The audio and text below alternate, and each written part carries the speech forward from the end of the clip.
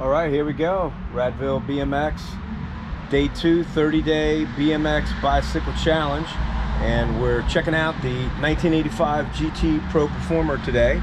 And let's get into it, right? So what we got here is refinished white. This has actually been restored. So I've actually had this bike since 1985. I'm the second owner. Actually bought it frame and fork from a friend of mine, schoolmate, on the bus in 1985. Cost me a C note, but well worth it.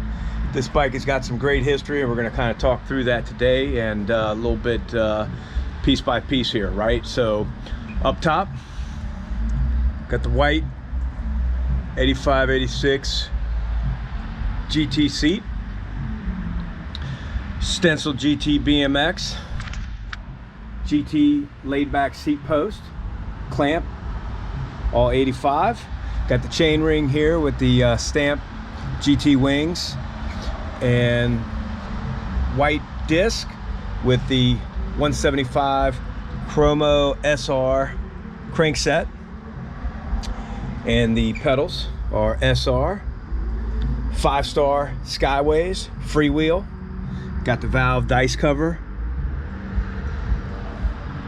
GT mallet stem up top, GT Pro Performer bars, Diacomp 880s up front. Needs a cable through the POTS mod, 128 levers on right and left, with a 901 in the back. A little bit more of a racing brake for this one, but era and year correct, with the GT tires. Got some good tread left on these. These are definitely old school tires here as well. And so a little bit of history on this bike. So I've had this since 1985, as I mentioned, and actually this bike has quite a history. In fact, in 1985, 86, thereabouts, it actually got stolen from me, and I was so fortunate to have recovered this bike. So I actually was coming down the road and coming back from weight training, going into 9th grade, and riding with a buddy of mine, and I saw the bike being ridden down the street, down the highway. So we're coming down the road probably 55, 60 miles an hour, right? And I recognized that platform anywhere, right? So I told my buddy, stop the car, stop the car. And sure enough, I got out. The kid was riding the bike, grabbed the bike, like, dude, that's my bike. And the kid was like basically just you know, out of his skin, right? So you know, some wild man jumping out of a truck at 60 miles an hour, grabbing you by the bike, and you know, I'm pretty sure he already knew it was stolen, right? So anyway, so I get the bike, get the kid, get in the truck, and we say, take us to the house. You know, where do you live? Let's go get the rest of the parts, because they had basically stripped it down, right? So I had rear frame standers, fork standers, you know, the whole 9 yards. In fact, I actually had Z-rims on it at the time. So they stripped everything off of it. I was able to salvage a few of the parts, and most importantly, the frame and fork, right? So ended up dragging this around with me, restored it in the 90s. I actually spray bombed it white.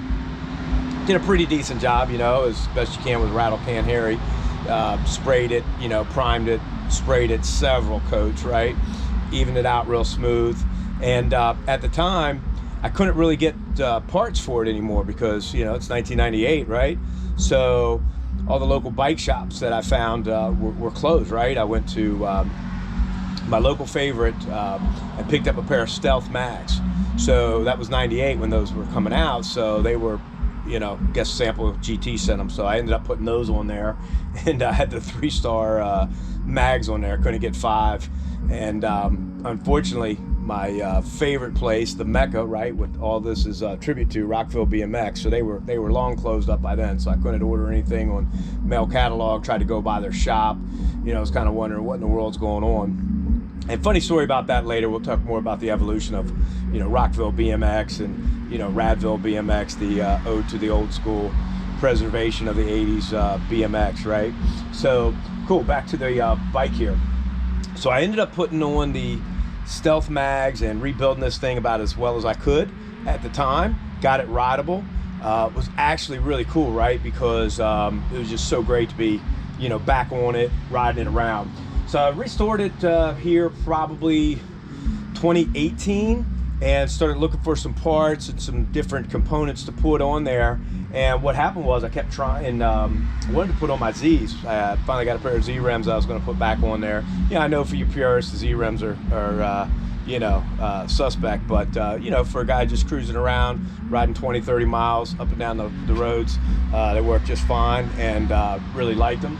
So like the mags for obvious reasons. But anyway, my rear chainstay was so bent that I couldn't actually even get the wheels in and out with the knobbies that I had on my Z's.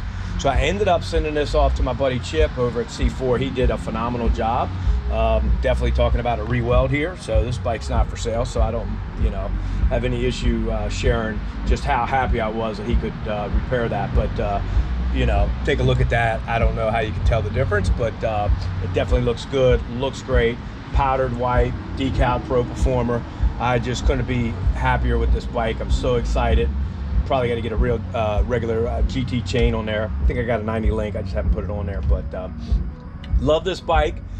So this is day 2 of the Radville BMX 30-day bike challenge, and I hope you've enjoyed checking out my GT Pro Performer 1985 today. Take care. Later.